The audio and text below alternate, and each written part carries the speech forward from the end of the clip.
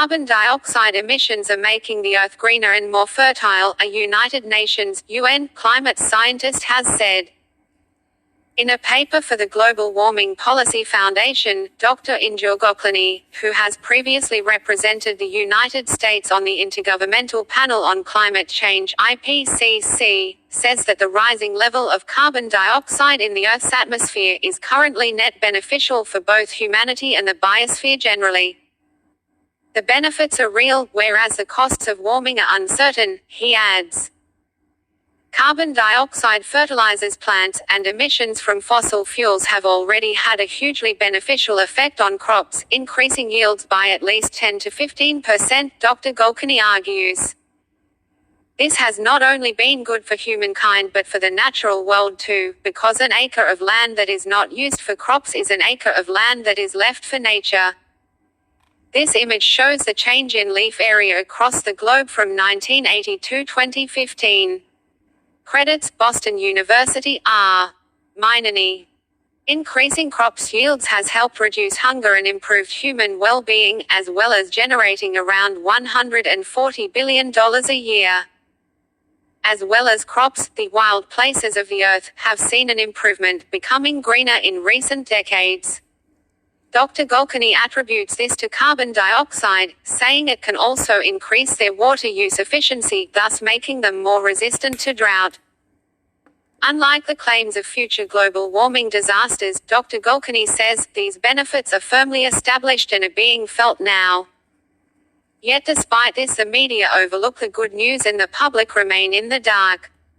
My report should begin to restore a little balance. Professor Miles Allen of the University of Oxford admitted there were some benefits from increased levels of carbon dioxide, but nonetheless said Dr. Goklani's assertions had Stalinist overtones. He told the Sunday Times, "I worry about the Stalinist overtones of adding up the losses and benefits and deciding humanity as a whole will benefit from global warming.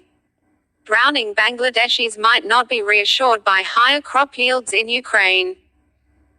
However, in a foreword to the report, Professor Freeman Dyson, a world-renowned physicist, said Dr. Goklani's conclusions show how a whole generation of scientific experts is blind to obvious facts, adding that the thinking of politicians and scientists about controversial issues today is still tribal. I would also like to add the following from NASA's website. From a quarter to half of Earth's vegetated lands has shown significant greening over the last 35 years, largely due to rising levels of atmospheric carbon dioxide, according to a new study published in the journal Nature Climate Change on April 25, 2016. An international team of 32 authors from 24 institutions in 8 countries led the effort, which involved using satellite data from NASA's Moderate Resolution Imaging Spectrometer and the National Oceanic and Atmospheric Administration's Advanced Very High Resolution Radiometer instruments to help determine the leaf area index, or amount of leaf cover, over the planet's vegetated regions. The greening represents an increase in leaves on plants and trees equivalent in area to 2 times the continental United States. Green leaves use energy from sunlight through photosynthesis to chemically combine carbon dioxide drawn in from the air with water and nutrients tapped from the ground to produce sugars, which are the main source of food, fiber and fuel for life on Earth. Studies have shown that increased concentrations of carbon dioxide increase photosynthesis, spurring plant growth.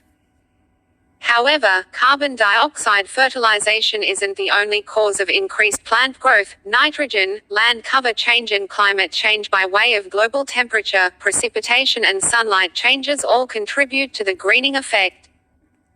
To determine the extent of carbon dioxide's contribution, researchers ran the data for carbon dioxide and each of the other variables in isolation through several computer models that mimic the plant growth observed in the satellite data.